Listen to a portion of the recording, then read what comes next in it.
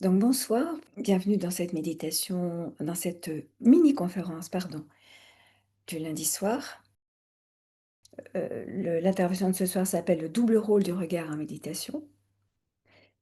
On va voir que c'est une sorte d'aller-retour de dialogue. Et on va voir aussi l'intérêt de méditer les yeux ouverts parce que justement le regard peut être dirigé et il peut fournir davantage que le fait d'être dans ses pensées en fermant les yeux. Ce qui risque en plus de nous entraîner vers le sommeil si nous sommes très fatigués. Alors, donc n'hésitez pas, si vous avez des questions, ce sera avec plaisir que j'y répondrai.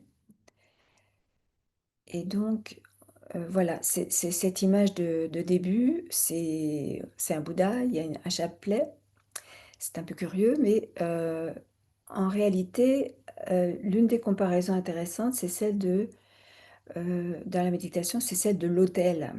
L'autel, c'est un lieu symbolique qui est chargé, qui est consacré et qui est propice à un moment spirituel.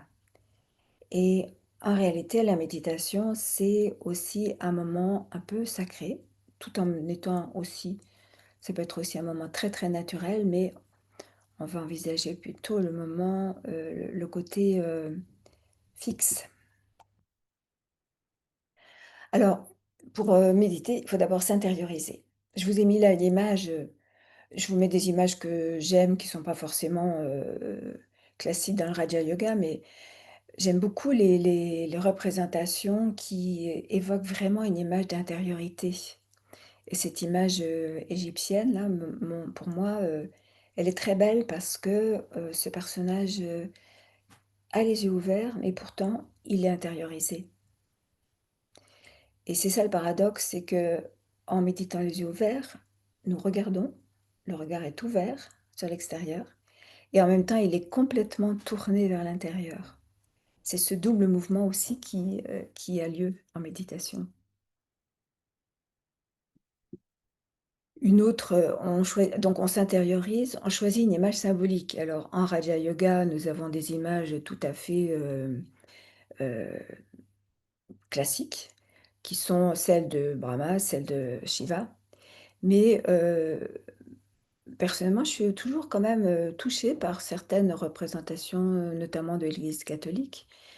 Heu, voilà, ça, c'est une vierge que j'ai, trouvée dans une, chapelle, non, une église romane cet été, une église romane dans la Drôme. Je pense que c'était à Valréas et cette vierge toute simple, toutes les mains ouvertes en signe de don, d'offrande, toute simple et toute souriante, eh bien, c'est une image qui peut toucher plein de personnes et si on a un background chrétien, pourquoi pas, on peut être aussi, touché par elle. Je ne dis pas que nous avons nécessairement à méditer dessus, mais c'est juste, significatif pour dire que chaque image, à chaque moment, peut être, prétexte à méditation. Alors ça peut évoquer la pureté, la simplicité, la jeunesse aussi, voilà. Alors, quand on est entré dans ce lieu, quand on a choisi, sa représentation, eh bien, il faut entrer en méditation et d'abord fixer son attention et justement, l'image, elle a ce rôle de fixer, focaliser notre attention sur elle-même et ça nous déconnecte des organes des sens habituels puisqu'on vit dans le monde physique au quotidien, on vit Heu, essentiellement par le biais de nos organes des sens, la vue, l'ouïe, le toucher et cetera et on est, focalisé là-dessus, focalisé donc sur l'extérieur. Alors que là, on en méditation, on doit se déconnecter de ce qui est, les organes sensoriels et le paradoxe, c'est qu'on va fixer notre attention sur une image, mais on doit donc se déconnecter de ce qui est toute la relation au monde extérieur avec sa diversité et son excès de stimuli.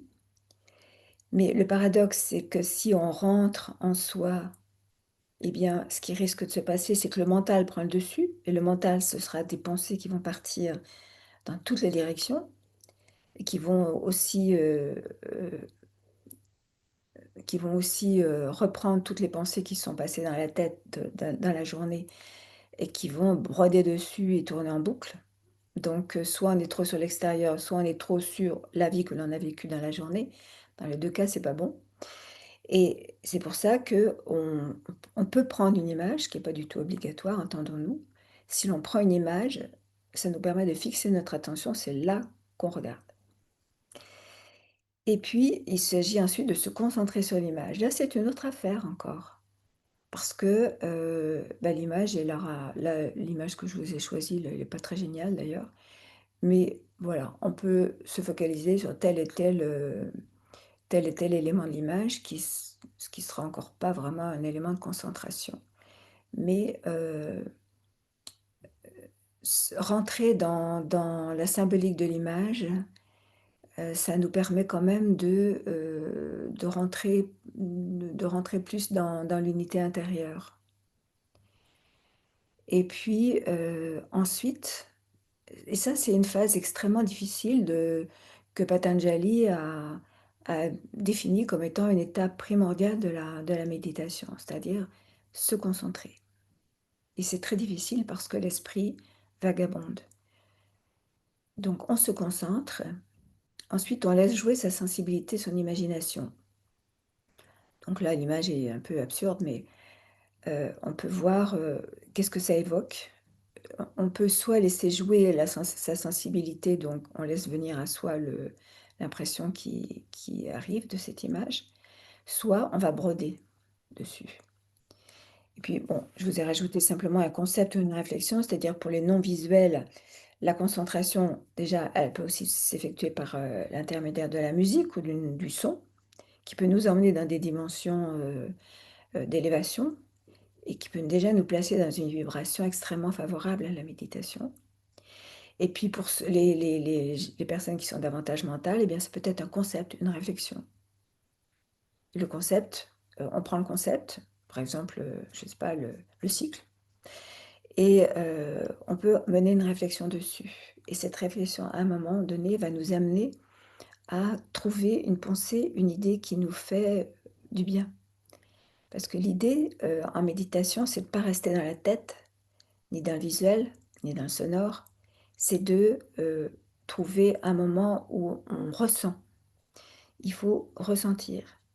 C'est-à-dire que l'intellect, il peut être capté par une image ou par une idée, mais, l'esprit, doit, se focaliser dessus pour ressentir. Puisque comme vous le savez, la pensée est souvent associée à un sentiment.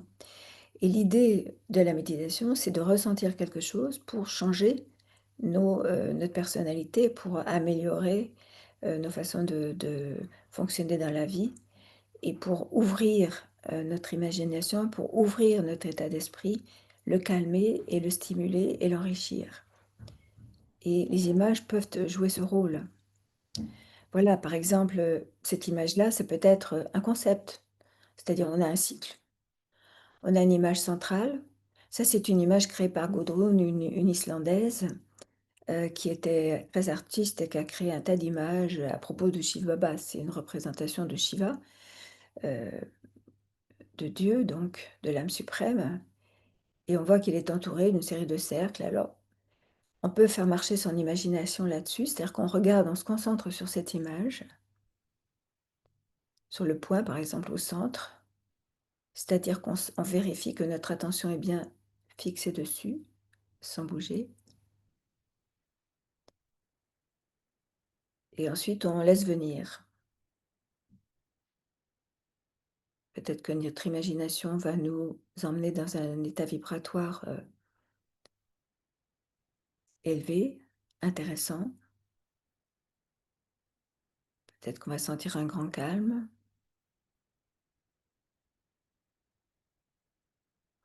Peut-être qu'on va se dire: «Tiens, le cycle, c'est intéressant, tous ces cadrans là autour, autour du à l'intérieur du cercle, il y a tous ces carrés là, ça peut être, moi qui vis».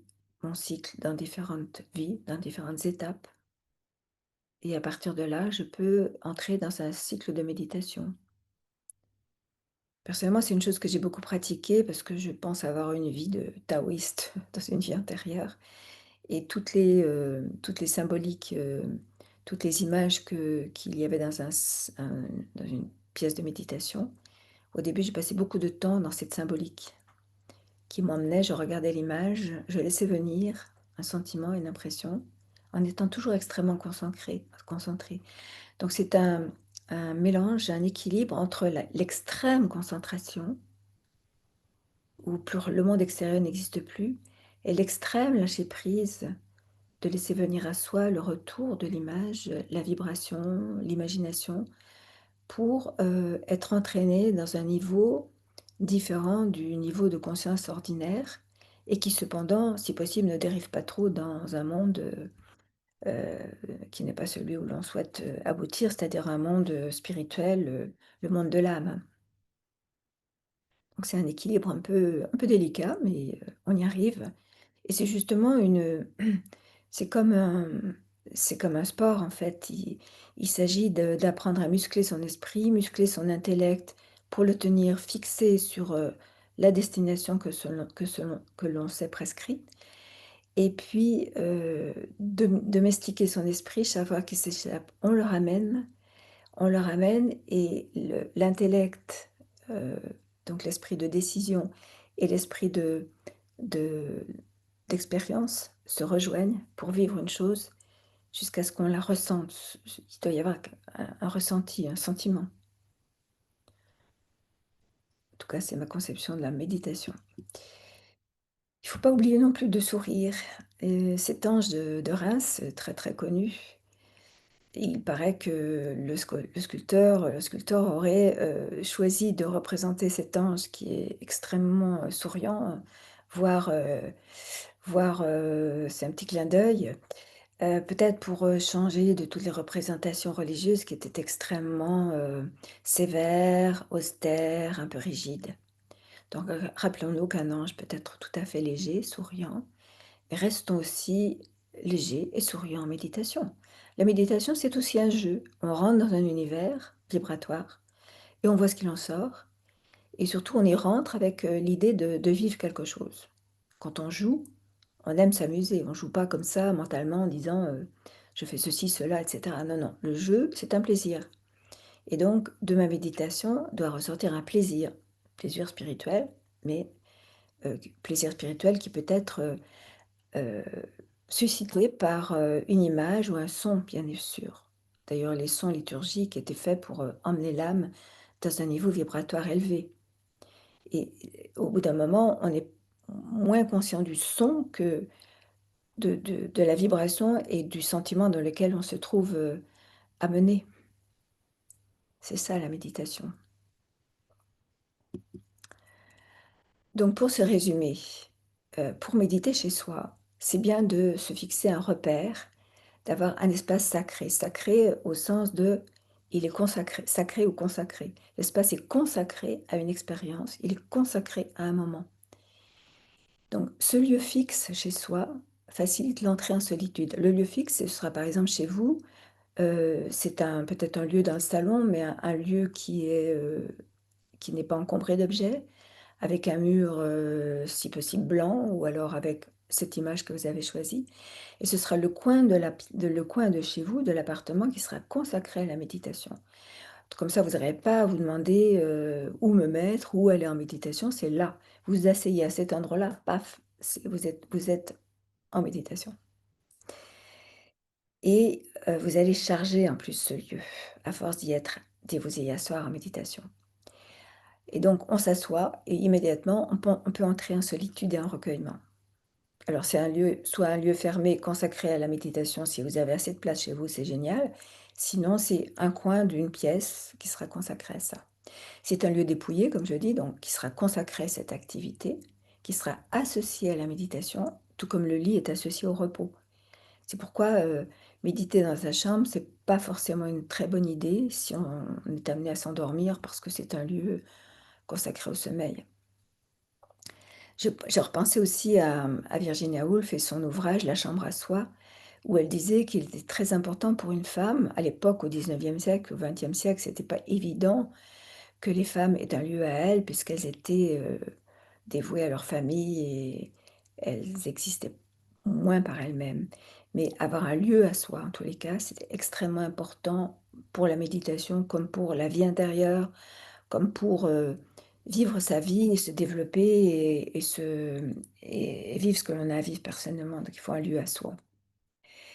Il faut également une image pour centrer le regard ou bien des sons pour concentrer, l'attention. Et donc ça joue le rôle de l'autel, comme je le disais au début, c'est-à-dire, c'est un lieu de convergence. Vous savez, comme dans une église, il y a un autel où tous les fidèles sont devant l'autel et tous les regards convergent sur l'autel. Et les regards sont une énergie, puisque nous sommes vibratoirement, nous sommes des énergies. Et donc des centaines ou des milliers de regards convergeant vers l'autel lui donnent une vibration et un pouvoir. De plus, les autels sont, à l'origine, ils étaient placés sur des nœuds vibratoires telluriques. Et donc, ils étaient le prêtre qui officiait derrière l'autel, parce qu'à l'époque c'était derrière l'autel autrefois, eh bien, il était lui-même sur ce lieu vibratoire et il était chargé d'une énergie qu'il pouvait transmettre aux fidèles dans l'assemblée. Et cette vibration donc contribuait avec l'orgue et cetera à créer une atmosphère. Et ce lieu dépositaire de l'énergie, eh bien, heu, c'est pas perdu, ça reste dans les murs. D'ailleurs, on peut mesurer le niveau vibratoire de murs, d'un bâtiment. C'est une vibration généralement très élevée dans les lieux de méditation où l'on médite souvent, c'est un lieu vibratoire très, très élevé. Et cette énergie que l'on a déposée tous les jours en méditant sur ce lieu fixe, sur cette image fixe, eh bien, cette énergie va nous être retournée le jour où l'on se trouve en creux. Par exemple, si un soir on rentre relativement fatigué de sa journée, on peut ben, se changer, se reposer, se rafraîchir et puis s'asseoir dans notre lieu consacré. Et simplement en posant les yeux sur cet endroit reposant, dépouillé, on peut juste faire le vide en soi et cette image peut nous restituer cette énergie. On a chargé l'image et le double rôle du regard, ce serait justement de nous faire récupérer, si je peux dire, l'énergie que l'on a déposée. C'est comme si cette image nous parlait. On a parlé à cette image puisqu'on s'est adressé à l'image, on a dialogué avec, on l'a chargée vibratoirement, elle nous restitue nos vibrations.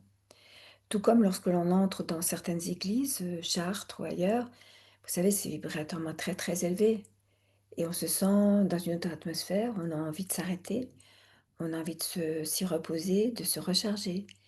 Eh bien, ce lieu que vous avez investi, chargé, c'est un lieu qui va vous recharger très naturellement. Donc, vous voyez, c'est ça la double action du regard. D'où l'intérêt de méditer les yeux ouverts, parce que le fait de poser ses yeux, ça nous restitue quelque chose.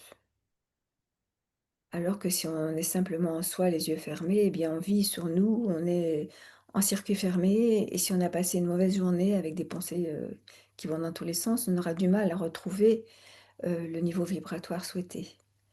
Alors que là, c'est comme si vous rentriez si vous avez trop chaud, vous rentrez dans une pièce froide, automatiquement elle vous rafraîchit. L'image que vous avez chargée va vous recharger. Encore une fois, une image de méditation, j'aime beaucoup les bouddhas, pardon, et parce que justement, il y a cette intériorité. Là, les yeux sont fermés, mais on sent une force, spirituelle, avec un sourire toujours, le sourire de l'ange. La méditation, c'est quelque chose d'agréable. On rentre vibratoirement dans une autre dimension, une dimension où il n'y a pas de contraintes, pas de limites, pas de souffrance, et donc on peut sourire. Et c'est pour ça qu'il faut faire attention à ressentir, à se sentir bien. Ça, c'est le bon résultat d'une méditation. Le sourire, c'est qu'on vit un moment sympa, agréable, rechargeant. Voilà donc le l'image, le symbole, c'est aussi, c'est un regard déposé sur les choses. Donc on charge pour résumer, on charge l'image qui retient nos vibrations, qui se charge de nos vibrations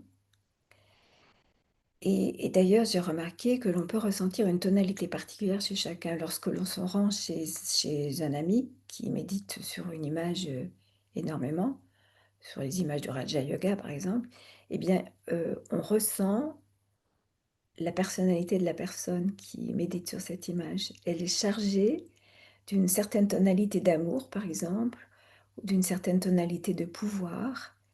Et la même image, chez des personnes différentes, va être chargée d'une nuance vibratoire particulière qui est celle que toute la personne a mis dans cette image jour après jour. Alors, l'image choisie, c'est celle d'un modèle, encore une fois, il y a les anges, la Vierge Marie, il y a, le héros, mais ou une image abstraite et c'est chaque fois une intermédiaire avec l'incorporel parce que il est très difficile, on dit qu'en Raja Yoga que nous sommes des âmes, c'est-à-dire des êtres incorporels, un point de lumière. C'est extrêmement difficile, un point de lumière, ça peut être extrêmement abstrait, rigoureux et c'est assez difficile de vibrer avec un point. Bon. Et donc c'est pour ça qu'on prend un modèle, on prend un intermédiaire, des images, ou le drishti du modèle du premier du fondateur qui a réussi le job de d'atteindre son niveau spirituel parfait et son drishti, c'est-à-dire son regard. Drishti, ça veut dire le regard et le regarder cela, eh bien ça nous emmène dans des régions subtiles où s'instaure un dialogue. Un dialogue soit formulé avec des mots, soit, vibratoirement, on va ressentir une réponse. C'est pour ça qu'il ne faut pas hésiter quand on médite sur cette image, à transmettre ses questions, à formuler une demande d'être sincère et attendre la réponse. C'est-à-dire que, par exemple, je voudrais ressentir le niveau incorporel. On regarde l'image, d'ailleurs peut-être que c'est ça, voilà. Vous pouvez vous dire: «Je voudrais ressentir un niveau incorporel». Donc vous vous placez devant votre image, je voudrais ressentir ce que c'est qu'être incorporel. On regarde l'image, on se sent vraiment au centre, mais en même temps le regard va à 360 degrés percevoir la totalité de l'image et on attend le retour vibratoire.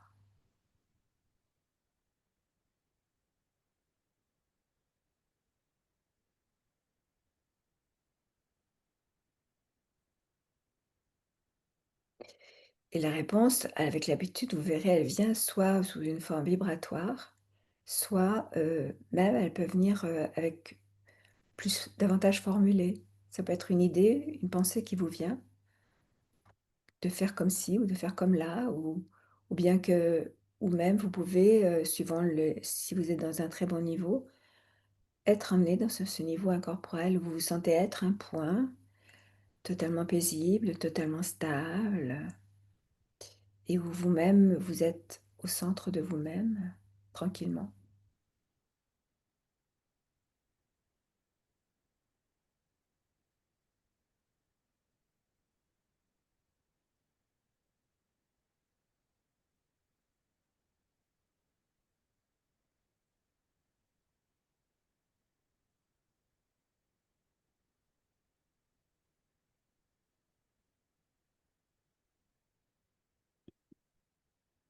Une autre image de l'incorporel où on a un sentiment de rentrer au fond d'une réalité différente, où lui, une lumière extrêmement puissante.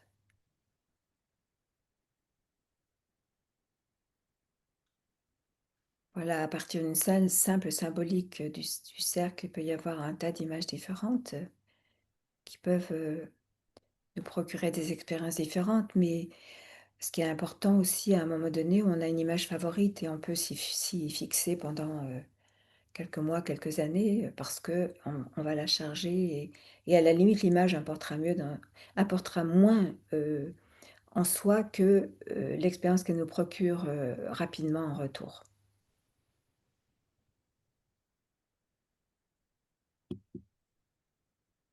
et puis voilà, l'image finale aussi, le point dans un univers de lumière.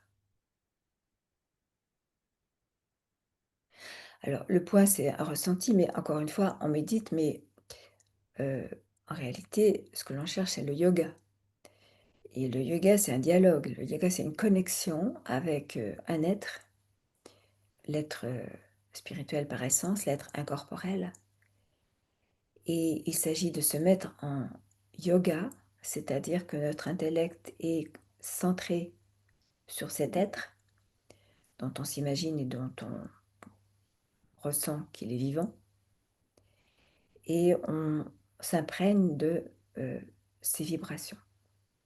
Donc le yoga, c'est comme une rencontre avec une personne, et quand on rencontre la personne, on l'écoute, on la regarde, on écoute vibratoirement ce qu'elle a à nous dire. Donc là, c'est la même chose. Le yoga, c'est la connexion avec, et c'est le dialogue. Donc je commence par, m'adresser à la personne, c'est-à-dire volontairement, je regarde cette image, cette représentation, je lui adresse, heu, une demande ou un salut ou n'importe quoi, et j'attends la réponse. Ça paraît un peu curieux, c'est un peu schématique, mais c'est une façon d'apprendre à méditer, c'est une manière de se servir tous azimuts de tout ce qui peut nous aider pour méditer. Voilà, une dernière précision, on n'est pas du tout le paradoxe, maintenant que je vous ai beaucoup parlé de l'image, on n'est pas du tout obligé d'avoir une image pour méditer. C'est-à-dire qu'en fait, on peut méditer dans la nature, on peut méditer dans le métro, dans le train. C'est pour ça qu'on médite les yeux ouverts aussi, et mais dans ces cas-là, on va avoir comme visualisé toutes ces images que l'on aura vues.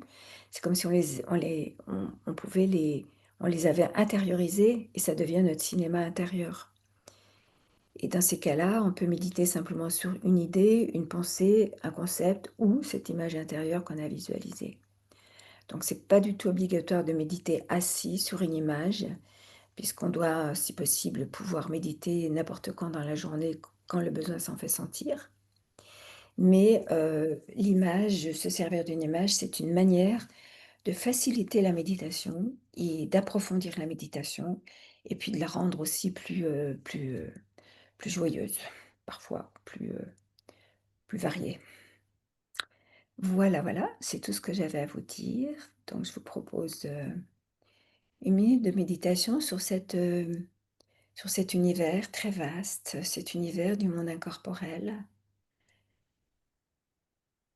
qui est le siège, qui est la maison des âmes lorsqu'elles quittent leur corps avant d'en reprendre un autre. N'habite plus dans le monde physique. Elle rejoint une dimension incorporelle, une dimension de lumière.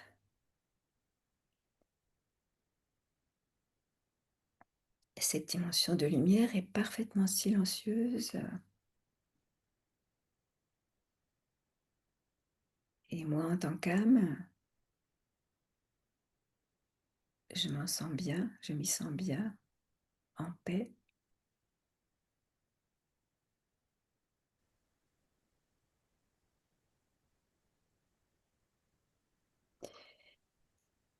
Et dans cet univers incorporel se trouve une âme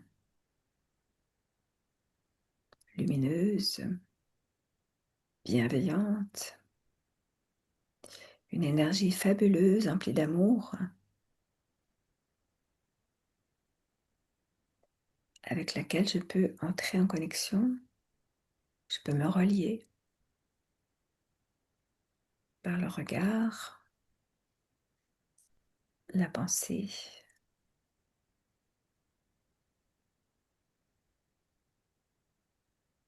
et laisser venir à moi une impression, une vibration, une idée, un sentiment.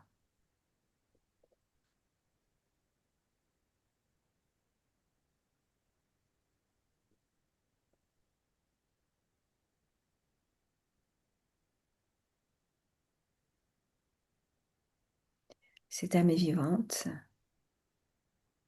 je peux me dire qu'elle me regarde, qu'elle me voit, que j'existe à ses yeux. C'est un personnage, c'est une personne non physique, c'est une entité avec laquelle je suis en relation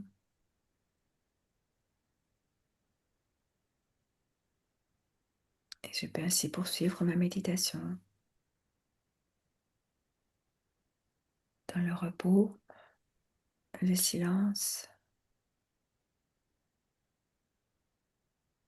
la paix,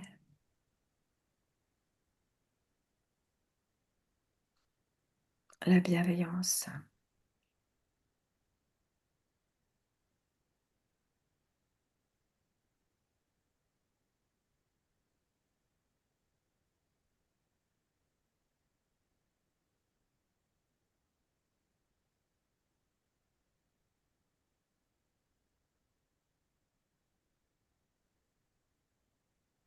Voilà, je vais voir si vous avez des questions. Bon, je ne vois pas le chat. Ah, voilà. Non, si vous avez des questions, n'hésitez pas.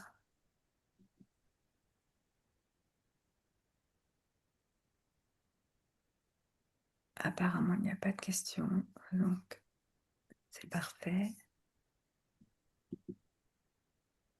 Eh bien, nous allons nous séparer là. J'espère que ça vous a pu vous donner quelques idées et je vous souhaite une très bonne soirée.